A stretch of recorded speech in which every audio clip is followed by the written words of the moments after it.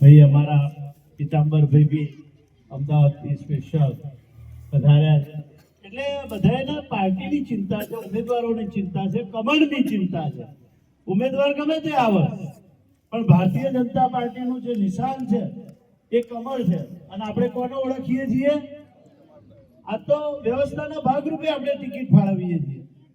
કાલે હું હોઉં, મયુરભાઈ હોય, પરમ દિવસે બીજો કોઈ, નેક્સ્ટ ઇલેક્શનમાં બીજો ઉમેદવાર આવશે.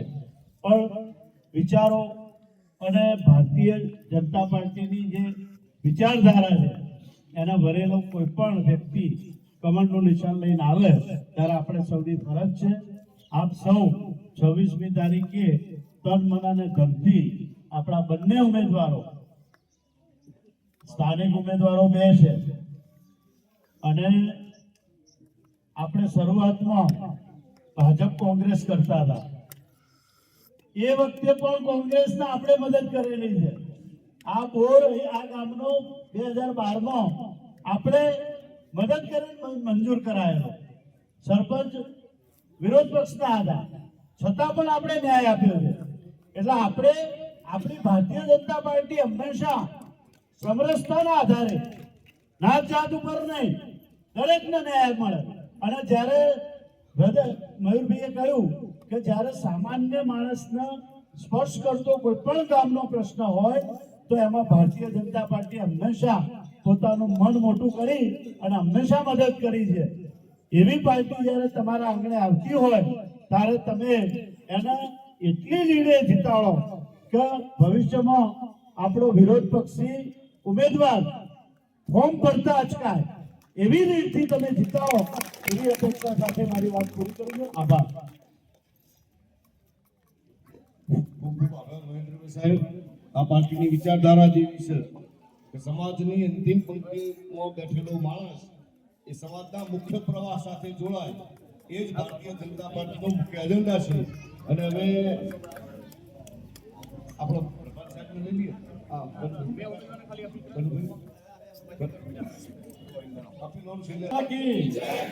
જય જય શ્રી રામ. જય શ્રી રામ.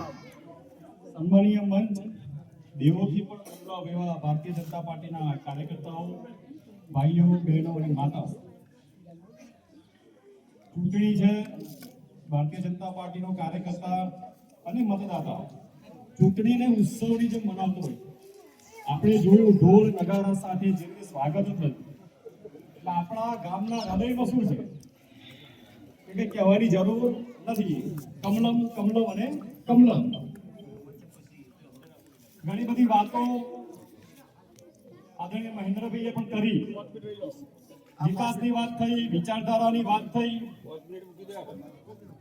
મિત્રો, હું માનું છું કે જનસંઘ સમયથી પણ આ વિસ્તારમાં કાર્યકર્તાઓ કામ કરે છે.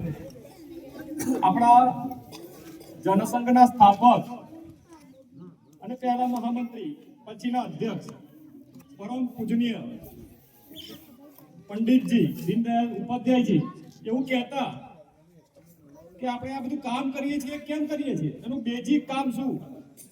કોઈ વડાપ્રધાન બન્યા, કોઈ ધારાસભ્ય બન્યા, કોઈ નગરપાલિકાના પ્રમુખ બન્યા, કોઈ જિલ્લા પંચાયત જીત્યા, કોઈ તાલુકા પંચાયત જીત્યા, બરાબર છે. પરંતુ કાર્યકર્તાનું કામ શું? ભારતીય જનતા પાર્ટીના કાર્યકર્તાનું બેઝિક કામ શું? તો પંડિત દીનદયાળજી કહેતા કે કાર્યકર્તાનું મૂળ કામ જન જનની અંદર રાષ્ટ્ર ભાવના જગાડવાનું કામ. આ આપણું બેઝિક કામ. અને આ કામ આપણે જોઈ રહ્યા છીએ મિત્રો. આ દેશના લોકપ્રિય વડાપ્રધાન, દુનિયાના લોકપ્રિય નેતા, આપણા ઉત્તર ગુજરાતના પનોતા પુત્ર આદરણીય મોદી સાહેબ જ્યાં પણ જાય છે ત્યાં શું શરૂઆતમાં શું બોલે? ભારત માતા કી જય. એ આસામ હોય, બંગાળ હોય, મધ્યપ્રદેશ હોય, ગુજરાત હોય, અમેરિકા હોય, જાપાન હોય, પરંતુ ભારત માતા કી જય. આજે વિશ્વની અંદર જે ભારતીય રહે છે ગૌરવથી, હવે ગૌરવ પોતાની જાતને કે હું ભારતીય ગૌરવનો અનુભવ કરે છે મિત્રો. આપણે જ્યારે ગુજરાતની બહાર પ્રવાસમાં ગયા હોય, હમણાં જ આપણો કુંભ મેળો ભરાયો હતો, આપણે ગયા હશું, આપણે હરિદ્વાર જઈએ છીએ, આપણે કાશી જઈએ છીએ, કોઈ જગ્યાએ હોટલમાં ઉભા રહ્યા હોય, પેલો હોટલ વાળો પૂછે ગુજરાત से हो? मोदी साहब के गुजरात से हो? કેટલો ગૌરવ. અને મિત્ર, આ ભૂમિ, આ મહેસાણા લોકસભાની ભૂમિ એટલે તો ગૌરવની ભૂમિ છે, ગૌરવ અપાવતી ભૂમિ. જ્યારે કોંગ્રેસ નો તાપ હતો, સૂરજ હતો, તે સમયે જ્યારે દેશમાં 2 સીટો આવતી હતી, ત્યારે પડકારના સમયમાં આ લોકસભાના મતદાતાઓએ, આપણા બધાના વડવાઓએ કમળ ખીલ્યું. આપણે આજે પટેલ સાહેબને યાદ કરવા જોઈએ, એકે પટેલ સાહેબને યાદ કરવા જોઈએ. પણ ભૂમિ કઈ? મહેસાણા. મને પણ ગૌરવ થાય છે કે 7 દિવસ માટે પ્રદેશે ચૂંટણી પ્રભારી તરીકે આપ બધાના દર્શન કરવાનો અવસર આપ્યો છે, આ ભૂમિમાં કામ કરવાનો અવસર આપ્યો છે. અત્યારે હાલ આપણે ટીવી ચાલુ કરીએ, માતાઓ બહેનો બેઠી છે. મોદી સાહેબ ઈચ્છે છે, ભારતીય જનતા પાર્ટી ઈચ્છે છે કે આવતા સમયમાં સંસદમાં અને વિધાનસભામાં 50% બહેનોનું નેતૃત્વ હોય. તમે જુઓ છો ને ટીવી, કોણ વિરોધ કરે છે? કોંગ્રેસ વિરોધ કરે છે. એન કેન પ્રકારે તર્ક વિતર્ક ઉભા કરી કોઈ પણ સંજોગોમાં માતાઓ બહેનોને 50% પ્રતિનિધિત્વ ના મળે એ પ્રકારના કોંગ્રેસ પ્રયત્નો કરી રહી છે. એટલે આ ચૂંટણીમાં પહેલી ફરજ માતાઓ બહેનોની છે કે કોંગ્રેસને કચકચાઈને જવાબ આપવો.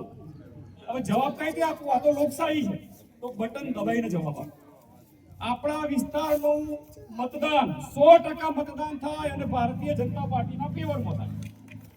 બીજું, આપણે બધા બેઠા છીએ, અત્યારે સોશિયલ મીડિયાનો જમાનો છે મિત્રો, તો આપણા જે સગા હોય, સંબંધીઓ હોય, મામા માસી, વેવાણ વેવાઈ, જે પણ સગા હોય, આપણે સમાજ જીવનમાં જે નાનું મોટું કોઈનું કામ કર્યું હોય, કોરોનાના સમયમાં ખૂબ કામ કર્યું છે, બધા નોન પોલિટિકલ કામ કર્યું હોય, એ લોકોનું એક લિસ્ટ બનાવવું.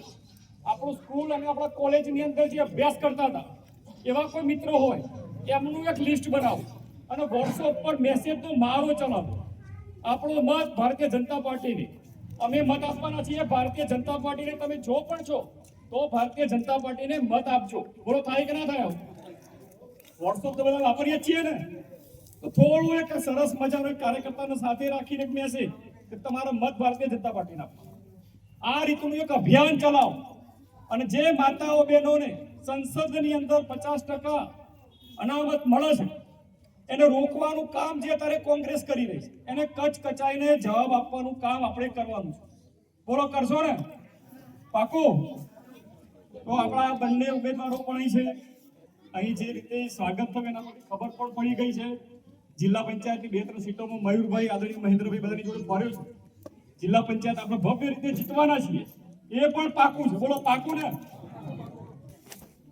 હું પણ અહીંથી ચૂંટણીમાંથી ઘરે જાઉં, ટીવી જોતો હોય અને મને પણ ગૌરવ થાય આ તાલુકા પંચાયતનો પ્રવાસ કરવા માટે જીતી ગયો. તમારા ઘરનાને પણ કહું, દેખા મારી મહેનત કામમાં લાગી. થાય ને? તો બંને ઉમેદવારોને ભવ્ય જીત અપાવો. અને ગરમીનો માહોલ છે, ઉનાળો છે, પણ 12 વાગ્યા સુધીમાં 1 વાગ્યા સુધીમાં પૂરું મતદાન અને ભારતીય જનતા પાર્ટીના ફેવરમાં થાય એ પ્રકારનો પ્રયાસ કરો. માત્ર પ્રયાસ નહીં, પણ પ્રયાસની પરાકાષ્ઠા કરો. એ જ આપ બધાને વિનંતી. ભારત માતા કી જય. આપણા ઉમેદવાર લાલજીભાઈ મત માટે વિનંતી કરશે. ભારત માતા કી. મંચસ્થ મહાનુભાવો, ગામના વડીલો, યુવાન મિત્રો, ભાઈઓ બહેનો, માતાઓ, મારું નામ છે લાલજીભાઈ સબુરભાઈ મકવાણા. મારું વતન છે મોટપ. આજે ભારતીય જનતા પાર્ટીએ મને મોઢેરા જિલ્લા સીટની ટિકિટ આપી છે, ઉમેદવારી મેં નોંધાવી છે.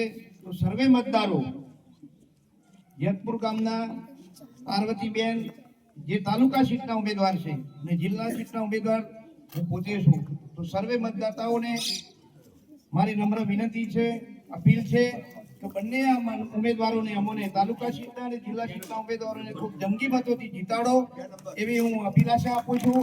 મારો અનુક્રમ નંબર 2 છે, બેનનો અનુક્રમ નંબર એમનો પણ 2 છે. તો 26/4/2026 ના રોજ રવિવારનો દિવસ છે.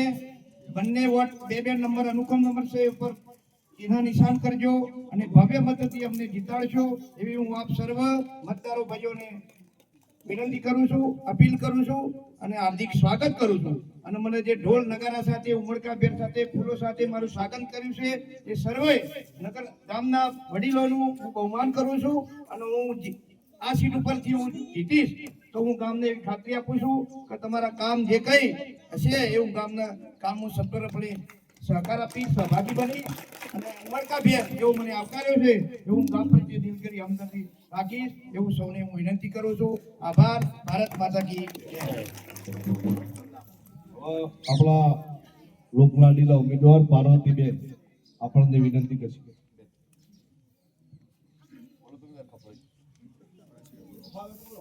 અત્રે ઉપસ્થિત તમામ વડીલો, તમામ કાર્યકર્તાને મારા સપ્રેમ નમસ્કાર. બેચરાજી તાલુકાના જેતપુર સીટમાં ભારતીય જનતા પાર્ટીના ઉમેદવાર તરીકે હું પોતે ઠાકોર પાર્વતીબેન જયદીપસિંહ ગામના તમામ વડીલોને અને મિત્રોને વિનંતી કરું છું કે આપ સૌ મને સાથ સહકાર આપો અને આપનો કિંમતી મત આપીને મને વિજય બનાવો. આપણો સંકલ્પ સૌનો વિકાસ, સૌનો સાથ, સૌનો વિકાસના મંત્ર સાથે છેવાડાના દરેક વ્યક્તિ સુધી સરકારની યોજનાઓ પહોંચાડવાનો છે. આગામી સમયમાં પક્ષ મને જે પણ જવાબદારી સોંપશે તે હું નિષ્ઠાપૂર્વક પૂર્ણ કરીશ તેવી હું ખાતરી આપું છું અને આપ સૌએ મને આપનો કિંમતી સમય ફાળવ્યો તે બદલ હું હૃદયપૂર્વક આપનો આભાર વ્યક્ત કરું છું. અસ્તુ.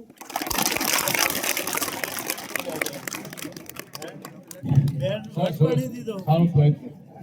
હવે આપણા આભાર વિધિ કાર્યક્રમની પૂર્ણાહુતિ તરફ જઈએ છીએ અને આભાર વિધિ બળુ બાપુ કરશે. કોઈજી કાકા બે શબ્દ કહેશે. કોઈજી સાહેબ આ અમારા વડીલ મંચસ્થ મહેમાનો, ગામના વડીલો, બહેનો અને યુવાનો, જિલ્લા અને તાલુકા પંચાયતમાં આપણા ગામમાં જે ઉમેદવારો જિલ્લા અને તાલુકાના એ ઉપસ્થિત છે અને એમણે અપીલ કરી